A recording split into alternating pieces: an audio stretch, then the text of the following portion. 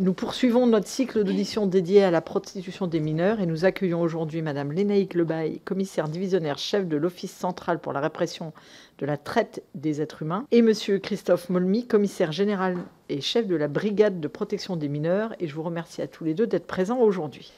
En préambule, je souhaite rappeler que depuis 2002, la prostitution des mineurs est interdite et ces derniers sont réputés comme des enfants en danger. Et à ce titre, ils relèvent de la protection du juge des enfants au titre de l'assistance éducative. Mais force est de constater que ce qui est entre guillemets le plus vieux métier du monde est aujourd'hui un piège pour les plus jeunes. Alors que le phénomène est d'ampleur, puisque les associations ont évoqué au moins 20 000 enfants et jeunes qui se livreraient à la prostitution, on ne peut que constater que l'application de la loi est insuffisante. Est-ce la glamourisation du phénomène ou le sentiment d'impunité des clients, sentiment d'impunité d'autant plus développé que le terme prostitution des mineurs est employé bien plus souvent que celui de pédocriminel. Mais rappelons-le, avoir des relations sexuelles avec un mineur reste et restera de la pédocriminalité. D'ailleurs, alors que les clients encourent pour un mineur de moins de 15 ans une peine de 5 ans d'emprisonnement et de 75 000 € d'amende, et pour les moins de 15 ans, les clients encourent 150 000 € d'amende et 10 ans d'emprisonnement, je m'interroge sur le fait qu'on ne considère pas ces enfants en danger comme des victimes de viol. À votre avis, est-il nécessaire d'avoir une évolution des lois pour mieux pénaliser les clients et mieux lutter contre la prostitution des mineurs? Nous constatons également 3 évolutions majeures dans ce phénomène de prostitution. Le premier concerne l'escalade de la prostitution entre mineurs, où le proxénète lui-même est un mineur. Faites-vous les mêmes constats ?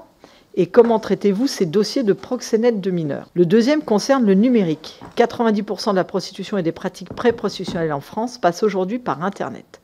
L'arrivée du numérique a donc facilité à la fois le passage à l'acte et l'organisation de cette pratique.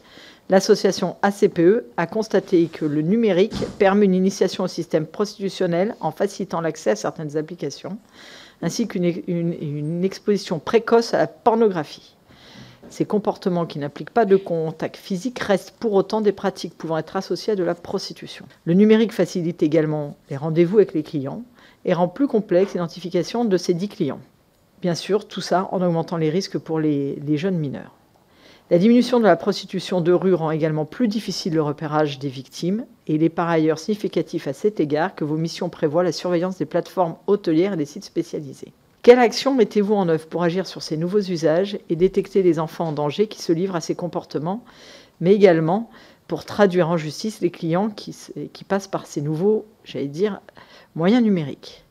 J'aimerais savoir s'il est également nécessaire d'avoir une évolution de la législation afin de tenir compte de nouvelles pratiques virtuelles sur Internet. Le troisième concerne l'aide sociale à l'enfance, où la vulnérabilité des jeunes présents dans ces établissements sont des cibles faciles pour des proxénètes, puisque ce sont des enfants qui sont souvent déjà victimes de violences sexuelles et qui ont des visions de leur corps tellement biaisées qu'ils ne se rendent même pas compte qu'ils s'abîment encore plus dans la prostitution.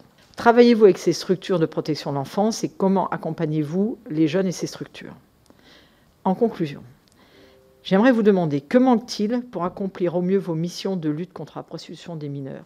Et plus généralement, comment, de votre point de vue, les forces de l'ordre, pouvons-nous envisager de mettre un frein à ces pratiques et de faire prendre conscience à la population générale de la teneur du phénomène et plus globalement de la protection de nos enfants? Je vous laisse donc la parole à tous les deux pour un propos introductif et pour répondre à ma première question, puis nous passerons aux échanges. Je vous remercie.